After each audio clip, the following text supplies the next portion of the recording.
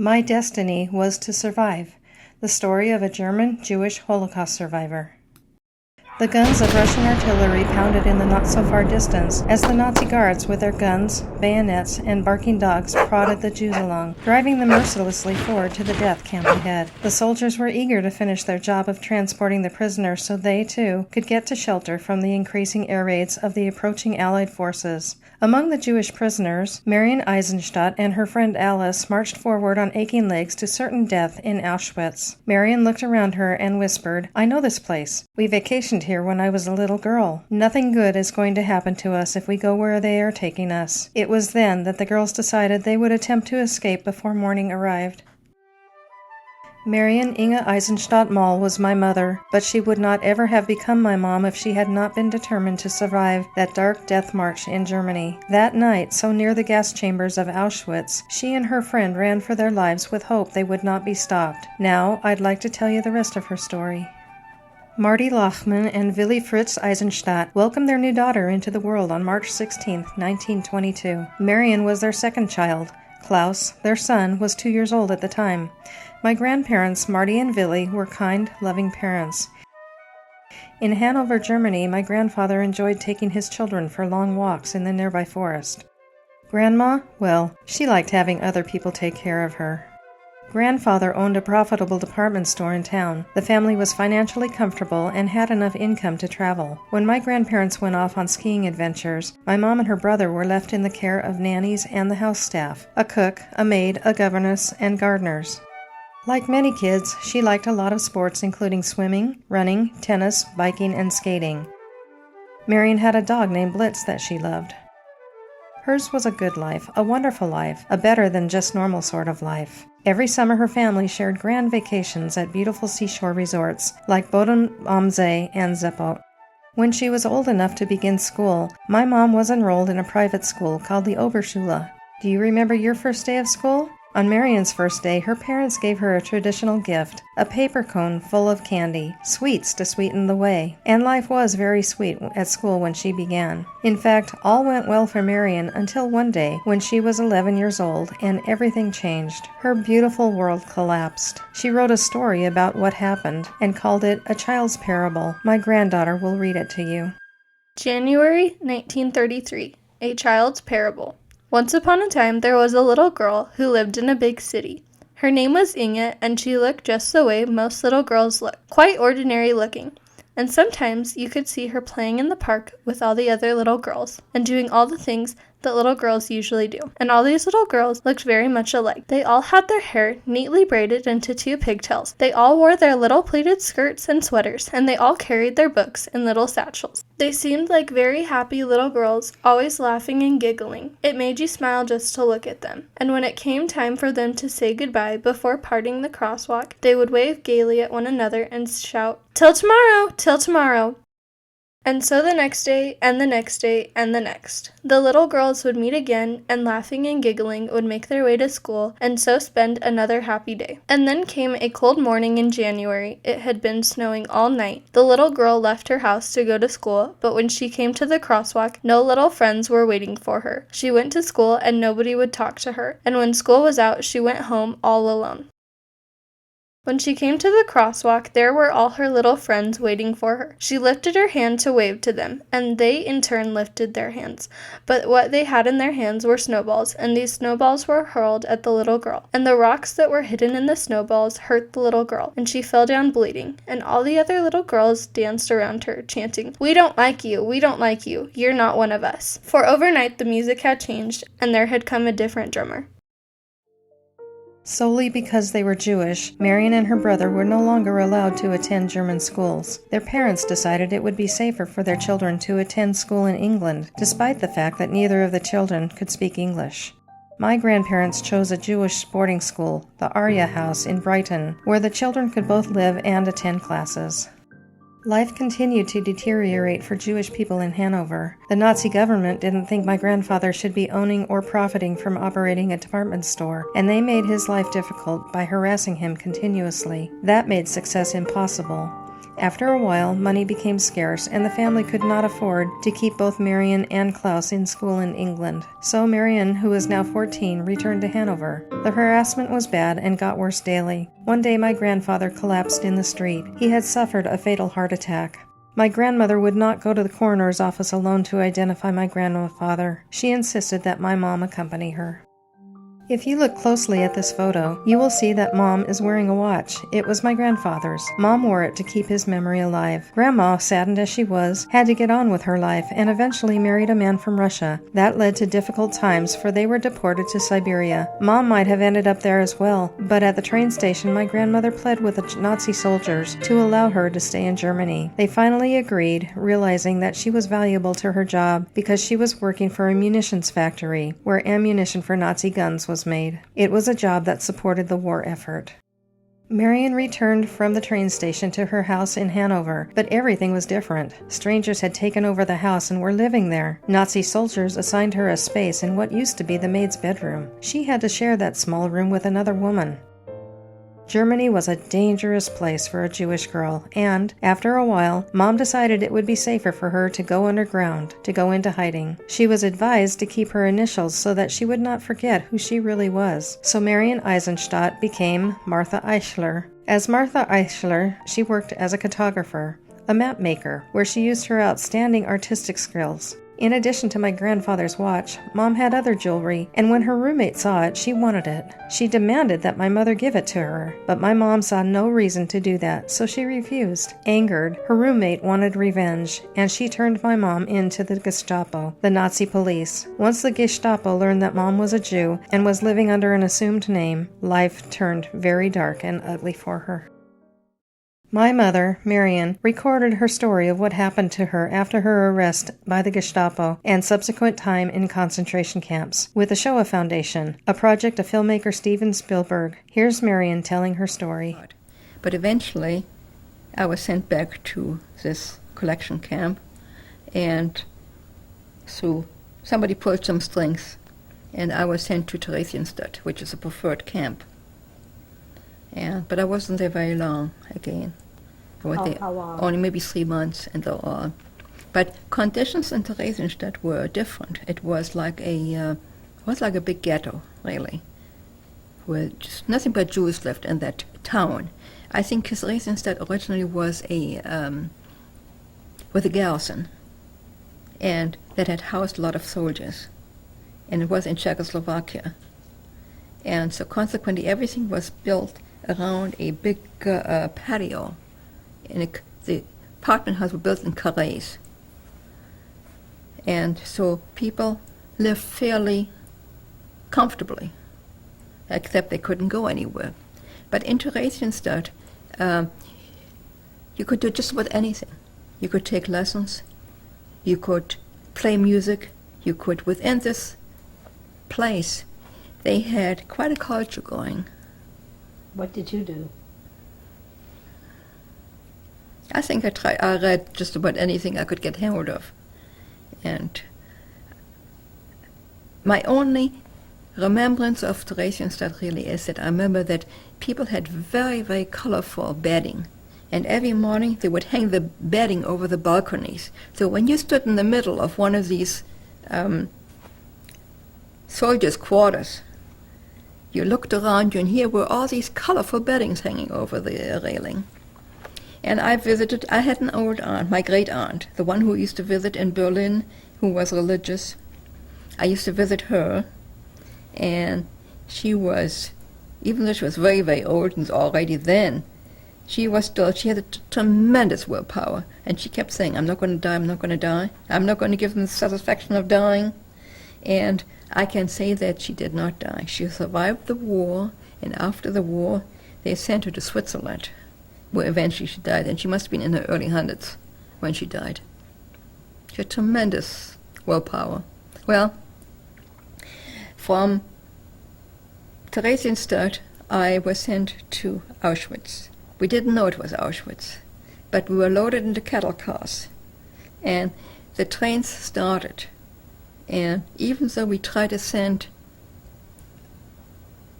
letters and notes, we threw them out the windows, the top of each cattle car had a little window.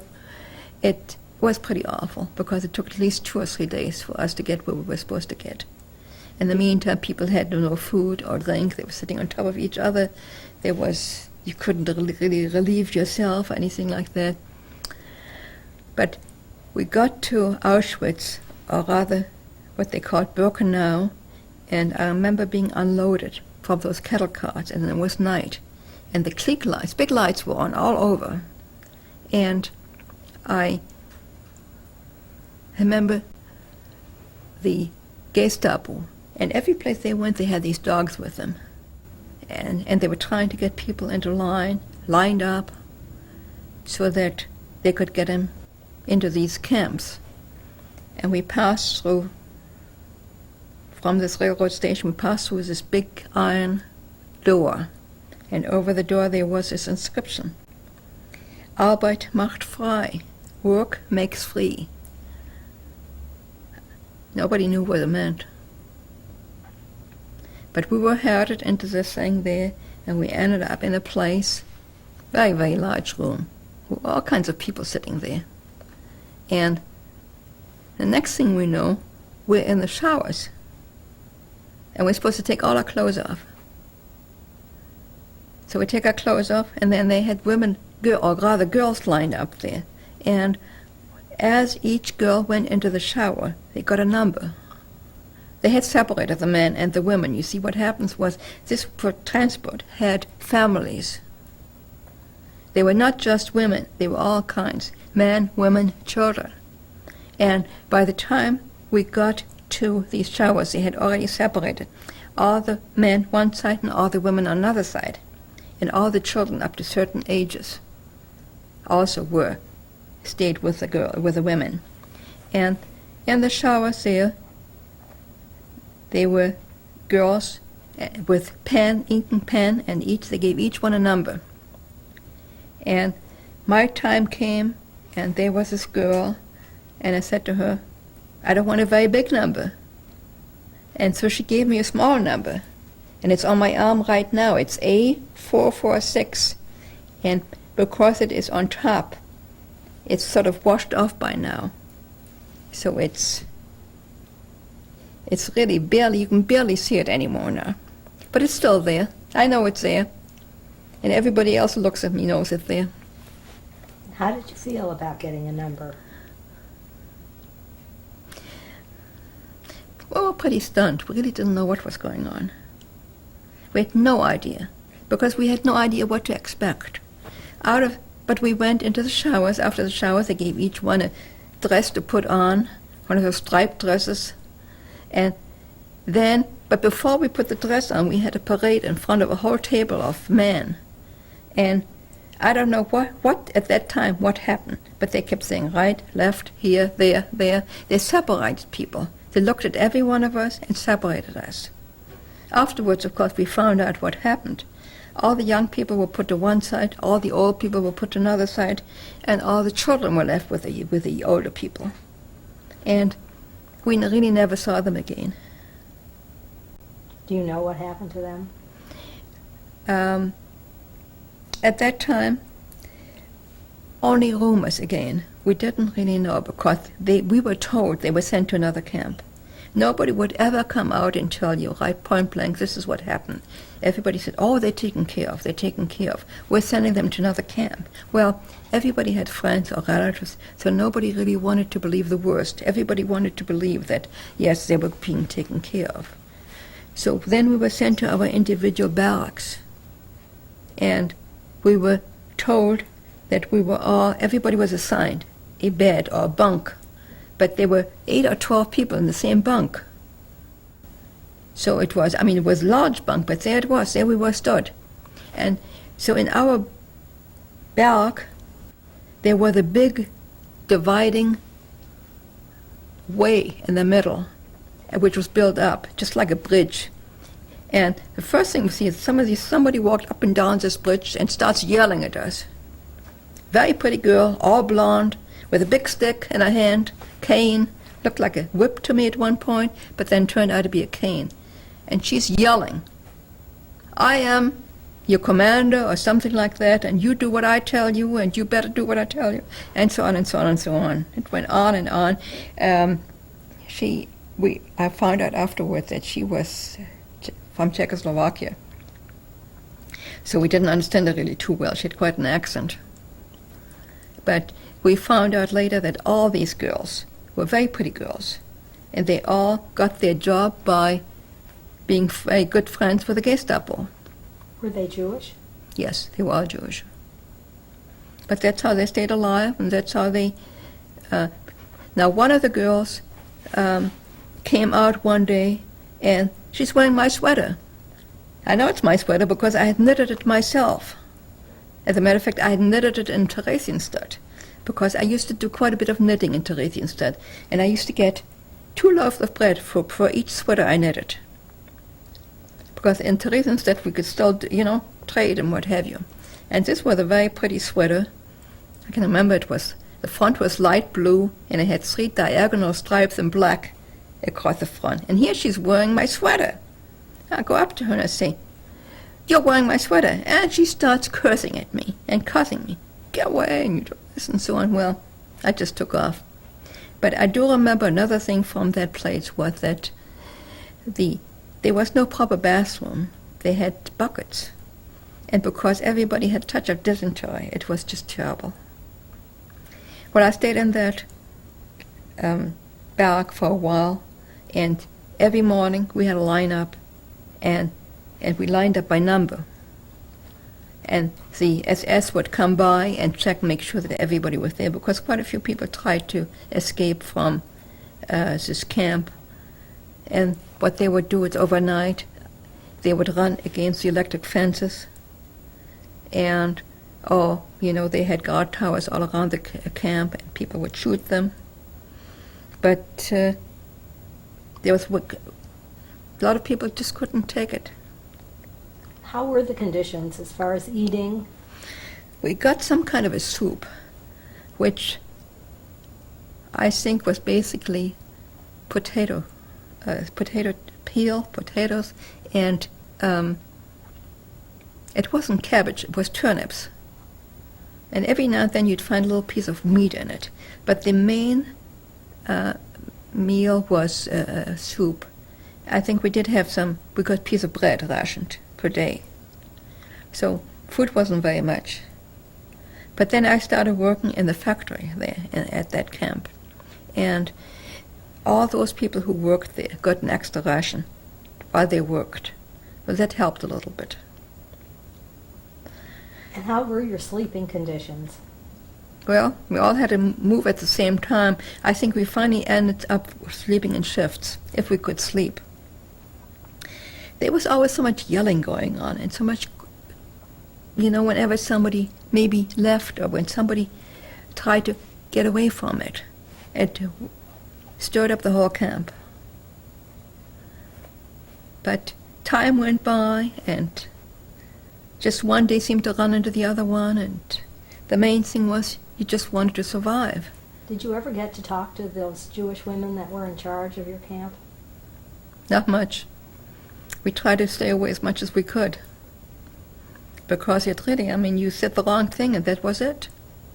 But every morning there were commanders who would come into the barracks and clean out everybody who was sick or had died overnight or had something happened. It was pretty gruesome.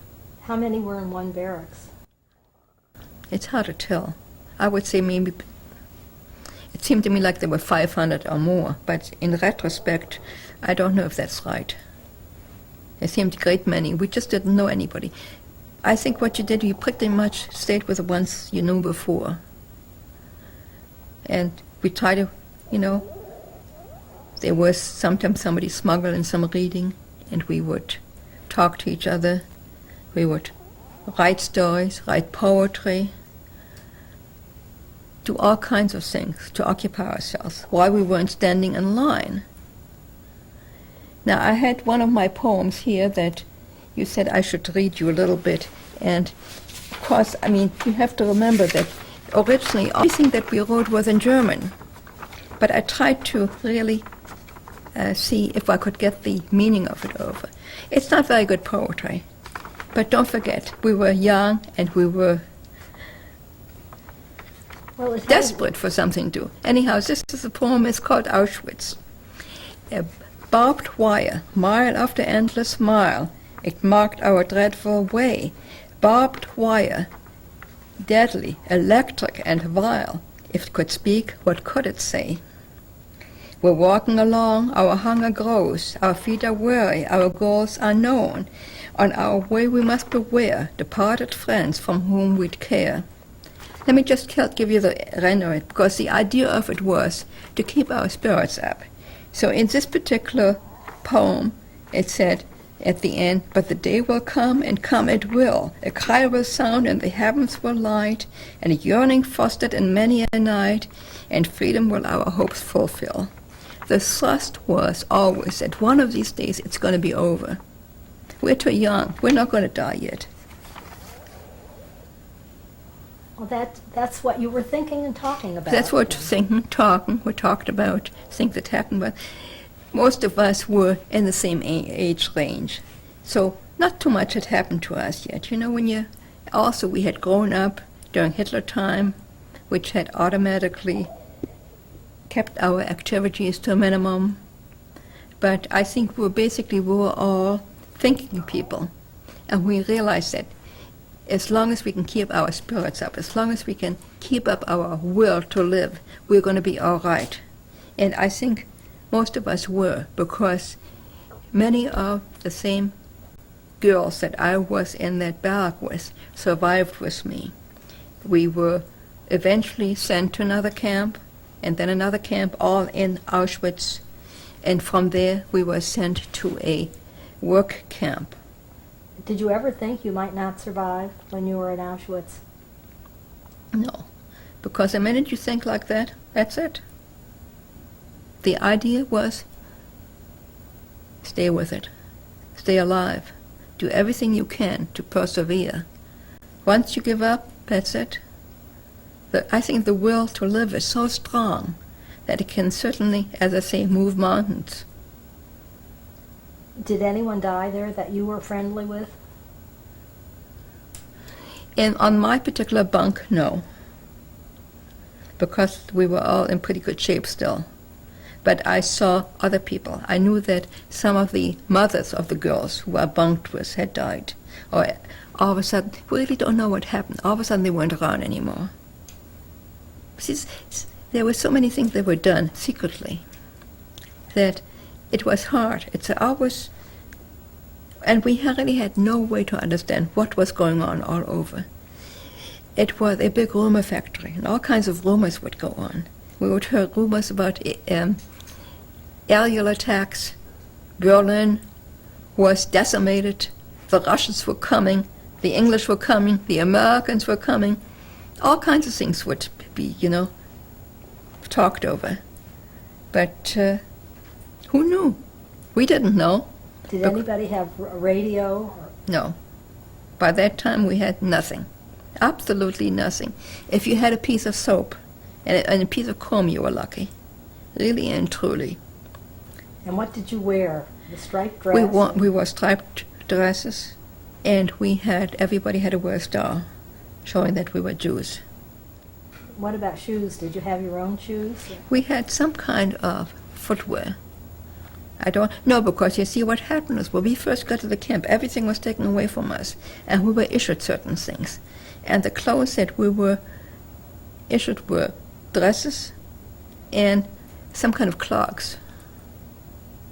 We each were given a spoon and a plate or dish, and we had to hold on to that. That's how we ate out of.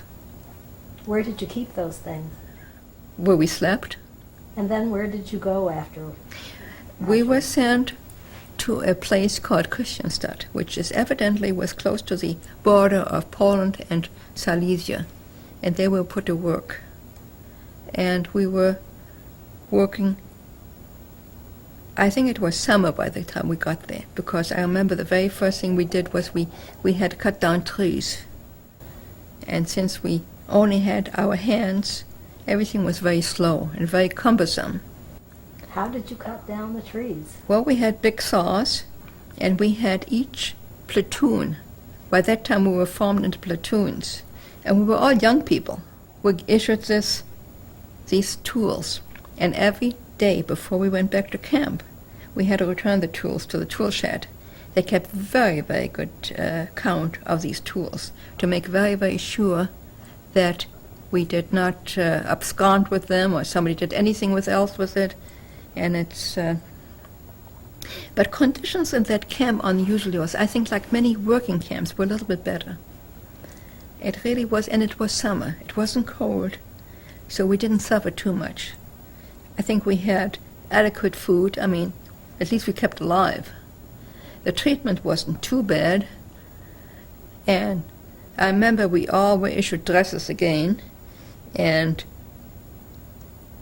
because they were very, very long, every one of us started tearing off at the bottom.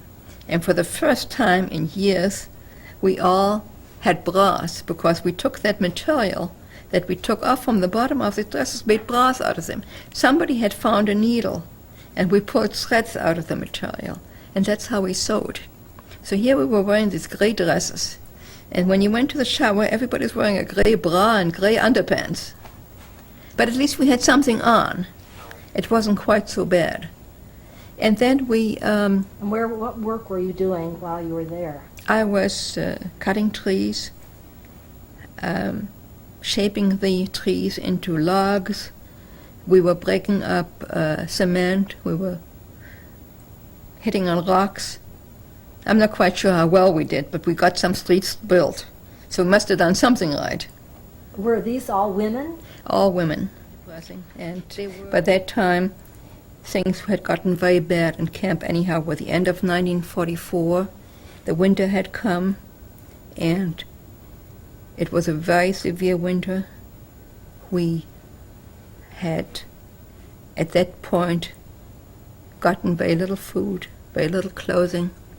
But one day, they had a shipment of clothing, and all of a sudden, everybody had a coat. So that was wonderful. Do you know where that came from? Well, from other Jewish sources, no doubt, because it was just, But life went on in camp there, and we went to work, came back. Where were you working now? We had quit. I mean, it was winter. We could not work on the streets anymore. We were again working in a factory. And I was working on a machine that rotated, and it had, I'm not really sure what it was, but the machine was filled with powder, hot powder, and it had a turntable, and you had to screw metal containers onto each of these little calibrated things there, which I assume looked just like some kind of a grenade, or I'm sure it was some kind of firing thing. And the idea was to really work very, very quickly as the stuff came and just kept going and going and going and going, and this is what we did. How were the conditions in the factory? We were pretty much left alone. As long as we did our work, nobody bothered us too much.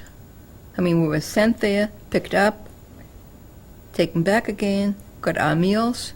Not very much, but we got some meals. So it was not too severe, really. How did they take you there? We marched, because I don't remember any transportation in camp, so it couldn't have been too far. But we walked. Most places walked. And what did you do in your evenings when you were back in camp? Well, the main thing was to get food and to get clean. And after you've taken care of that under pretty awful conditions, that was it. There were no lights. When it got dark, you went to bed. How did you clean yourself?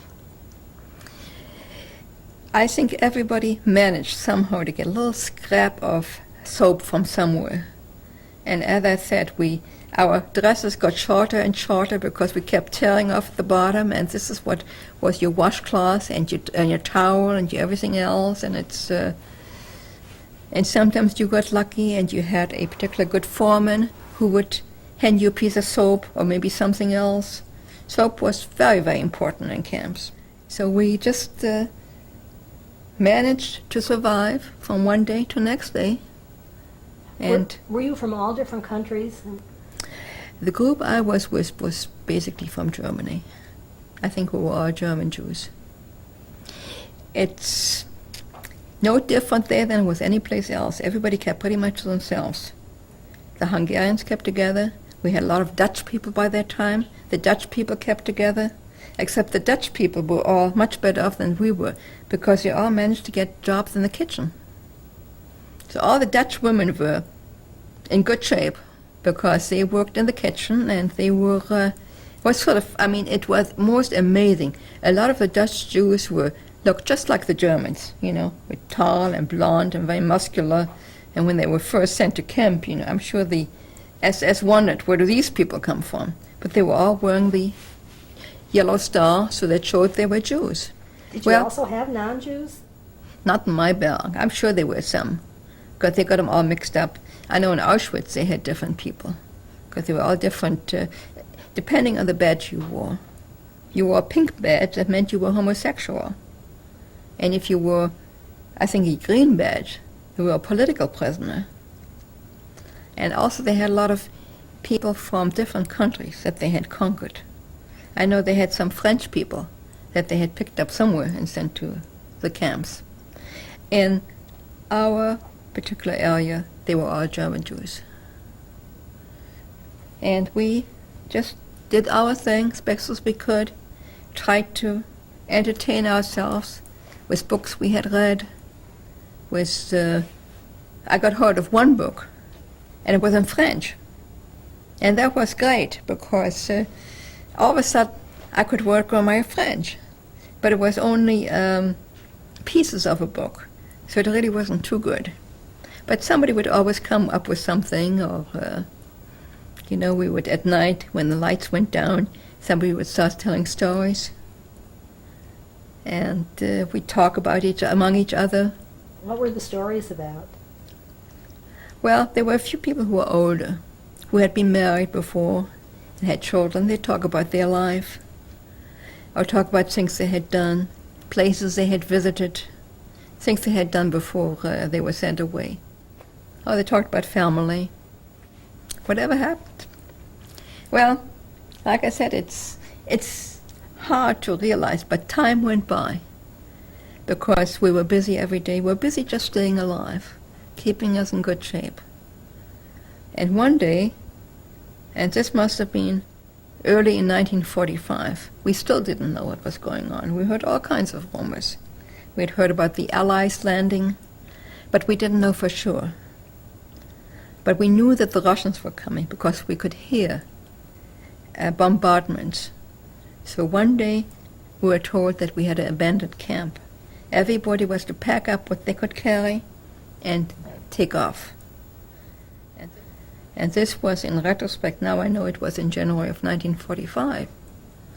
And we were on the road, moving, and if you couldn't keep up with it, I think people would just be left by the wayside, and the SS went back and shoot them. Because, they couldn't have any stragglers. Were you able to dress warmly? Well, I had a coat, but I had something else too, so couldn't have been too much. But we had all kinds of rags that we'd wrap around ourselves. And we had we didn't have much food, but there was this girl I'd gotten friendly with. Her name was Alice, and she and we became very friendly with one of the Dutch girls who were the cook, who was loaded down with packages and packages and packages, and all these packages contained food. So we helped her carry her packages, and in exchange for carrying the package, she would give us 2 or 3 pieces of bread, which helped tremendously. Well, we kept walking, and every night, and it was pretty cold, but every night we made camp along the road. And Alice and I found out by that time that evidently we were in Germany. We had crossed the border. So we decided that we were going to escape because we just couldn't see much future for anybody. The way that the SS went through all these people, and they were dropping, and less people were going on. And so one night we decided we were going to escape. So we waited for everything to be quiet, and we decided this was it. So we took off and made quite a bit of getaway, but all of a sudden the lights went on, they were loud, because the problem was there were dogs all around. The dogs could smell and could hear what was going on, so much more better than the fellow. So they evidently had found out that we had escaped. I don't know how many other people escaped. Everybody, because there were all kinds of people trying to get away every night. We weren't the only ones, I'm sure. But we got off, and in the process, something hit me, which I felt was very warm and felt bad, but we managed to keep going, and we found some kind of settlement. We really don't know what it was, but there were houses there. What were all these lights that you saw? Oh, the lights were from flashlights and special lights that the SS had along. They had trucks, and they would turn the lights from the trucks on the camp, on the people who were... See, we were camped all along the road in like a column.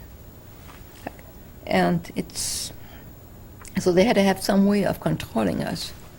And they do that with these lights on, you know.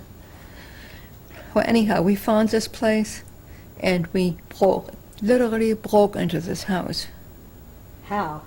Found a cellar door that was not quite latched, a window into this thing. We just pushed it in, and in we were. And evidently the people from that particular town had been evacuated. I told to move because the Russians were coming. Did you know that they had been told to leave? No, but we saw that it was empty. There were no lights or anything like that, so we just took a chance. We knew we had to do something. And so we broke in there and ended up in what they call their vegetable cellar. You know, in Germany, people would store vegetables in their root cellar. And we had a wonderful time eating apples and carrots and potatoes, and I don't know what else we bit into. And so I was able to find some stuff to clean my wound, because it seemed I had been shot.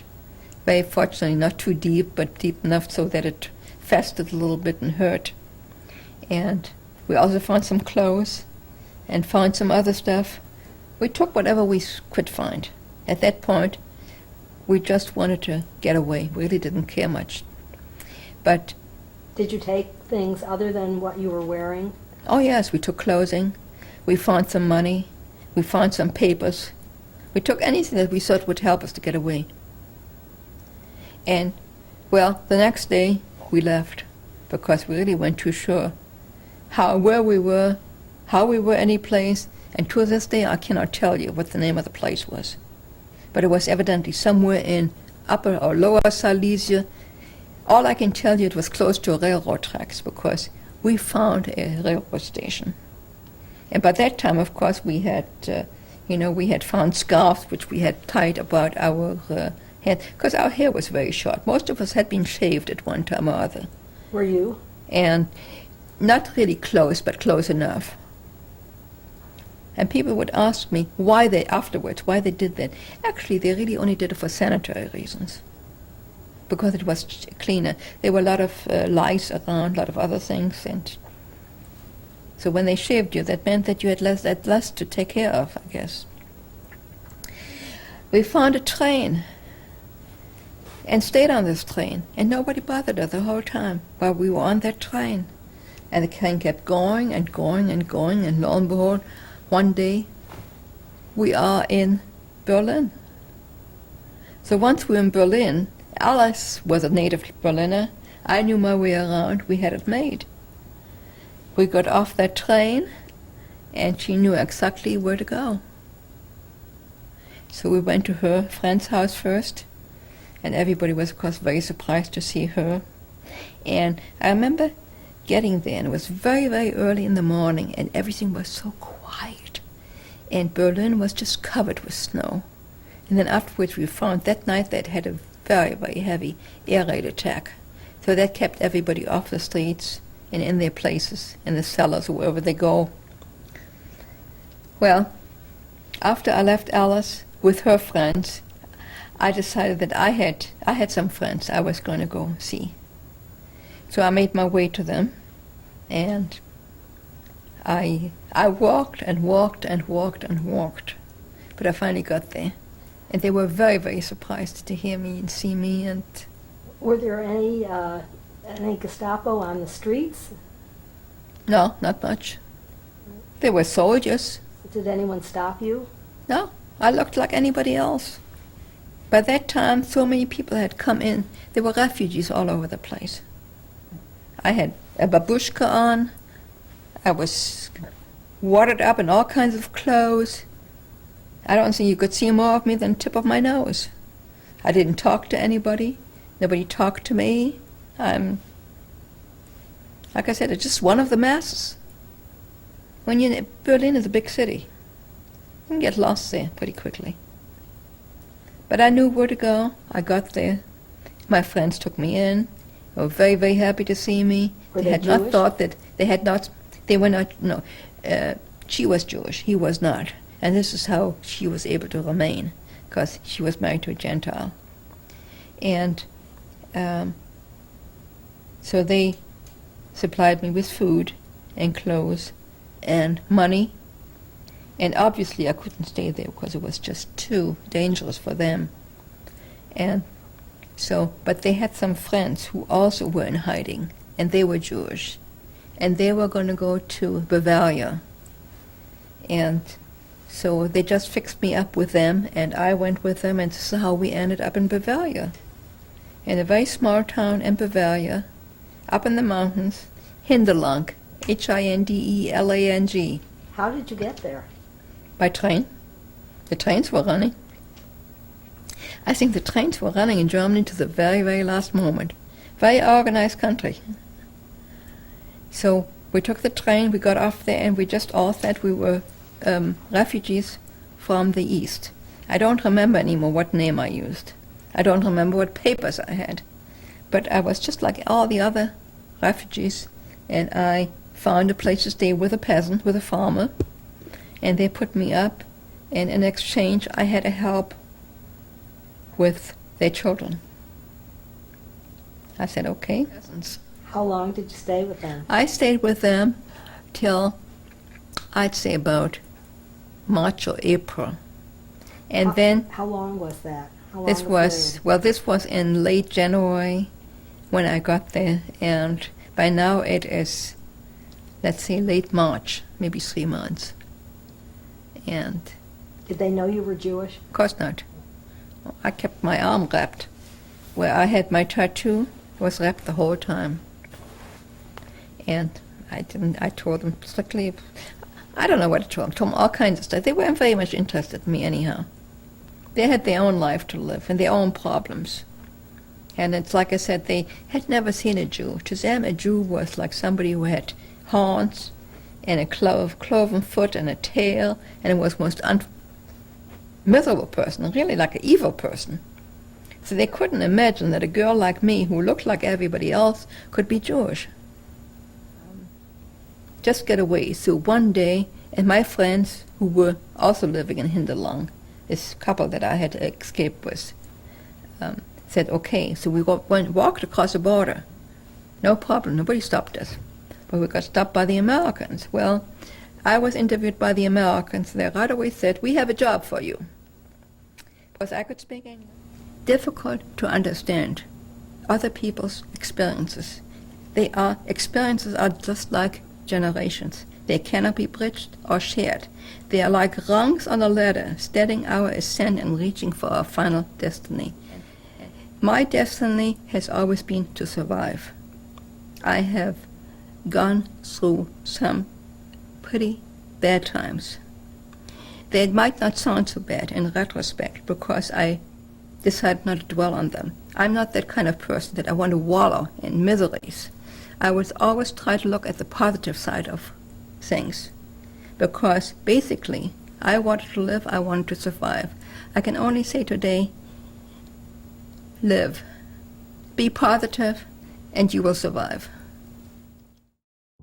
I wonder if Mom ever thought of her luxurious childhood home when she was living, or barely living, in the squalor of that dreadful camp. Many years later, my sisters and I took a tour of Germany with my mom. My mother insisted that we go with a tour group. She was not at ease traveling in Germany in any other way. When the tour came to Hanover, we took a taxi to go see her childhood home. But when we arrived at the house, my mom refused to get out. She looked at us and said, "Okay, here it is. Get out and take your pictures." She may have spent happy childhood years in that home, but she no longer felt safe in that neighborhood. Fortunately, Mom escaped from the Nazis as the war was ending. She wrote about her escape, and you can read her words in her story, Flight. When she escaped, she had nothing at all except her life and the ragged clothing she was wearing. However, she had learned to speak English while attending the Brighton boarding school, and her ability to communicate in English helped her to connect with the American Army, which now occupied Germany. She managed to get an office job as a typist.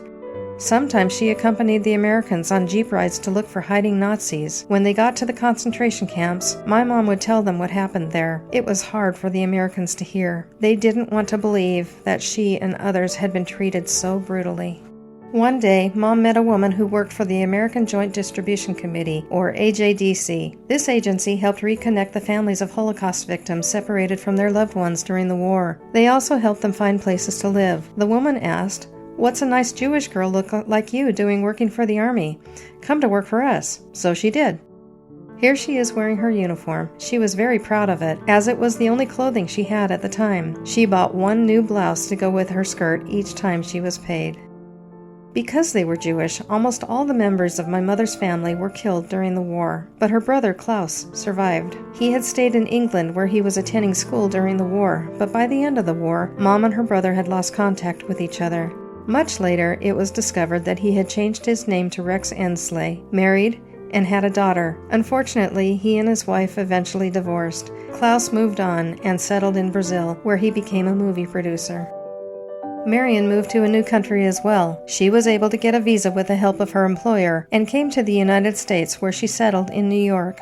The war had stolen years of her life, but she was still young, and now she was free and eager to enjoy some years of happiness. She initially lived with cousins. White Russians, she called them. They would sleep until the afternoon and then spend the night at the Russian tea room in New York. They wanted my mom to meet and marry within their circle, but Mom decided to get a job. The cousins were horrified. The job she got was as a secretary at a leather crafting school. While working there, she met my dad, Jebel Mall. After dating a year, they married on Christmas Eve, 1948, in Scarsdale, New York. Later, Mom and Dad decided to move to Los Angeles, California. It seemed like a good place to raise their 3 lively daughters, Ruth Ann, Jeannie, and Marty. Mom loved the garden. Maybe she used that time to bury some of her sorrows and then watch something good grow in their place. She also did what other moms were doing. She joined the Parent-Teacher Association, helped with Girl Scouts, joined a bridge club, and generally kept very busy. When our family went camping on the beach, she must have recalled her own childhood vacations on the shore. She wanted my sisters and I to have a normal childhood, and therefore never burdened us with a story of her war experiences. But the war years left deep emotional wounds that, like the prisoner number tattooed on her arm, could not be washed away with time. If we told her we loved her, she would say thanks, but generally would not tell us she loved us. Perhaps she was afraid to openly show love because so many people that she had loved had died so cruelly. But she was committed to us, and in her own way, loved us deeply. Do you ever have nightmares? Then you know how very real they can seem. Mom didn't sleep a lot at night because she frequently had nightmares that took her right back to the war. Once in her dreams, she was being chased by Nazi guards. As she dreamed, she thrashed around and hit her face on her bedside nightstand and badly bruised her face. We could generally find Mom sitting on the couch with a book in her hand. She loved to read, and if we ever told her we were bored, she told us to go read a book. Mom valued learning since her own education had been cut short by the war. She made it clear that her kids were expected to go to college, and she wanted the same for herself. That was when all of Mom's reading paid off. She had educated herself sufficiently to sail through entrance exams at the local Fullerton Community College, though she had never had the opportunity to finish high school. When her youngest daughter started college, so did she. She earned her 2 years associate's degree, but for her that was just the beginning. She enrolled at Cal State Fullerton and studied, what else? Literature. Remember, she loved reading. There she earned her baccalaureate degree. She was still hungry to learn more, so she enrolled in a graduate school and completed a master's degree in library science. Now she was ready for a professional career, and soon the Fullerton Public Library had a new librarian. She loved working there. After all, there were books everywhere and people who also loved reading. She worked there for 11 years until her retirement, but she did not slow down, nor did she give up the library. In fact, she volunteered at 2 libraries. And to keep physically strong, she attended water aerobics every day at the YMCA. Sadly, my father died just a year short of their 50th wedding anniversary. By then, the family was fairly large since my sisters and I had all married and 4 grandchildren had been born. By the time Mom reached age 90, she also had 6 great-grandchildren. Mom celebrated that birthday with her kids on a Disney cruise. Who would have imagined that a starving girl marching to what seemed like certain death on a dark and grim night in January 1945 would survive, and not only survive, but thrive? During that terrifying night, as she listened to barking dogs and the boots of Nazi soldiers chasing her, could she ever have imagined that she would have a chance to reclaim lost years, to begin a new life in the United States, to raise a family, to graduate college, and to live for another 7 decades? She had incredible courage, grit, and determination to overcome so much suffering, loss, and grief. Despite enduring prejudice, despite facing the cruel deaths of beloved family members, despite losing all of her wealth and possession, despite betrayal and 3 years of hard labor and deprivation as a prisoner of war, my mother survived. And though the scars of war were always with her, she lived a full life and claimed her share of happiness before dying at age 92. Her daughters love her dearly and miss her.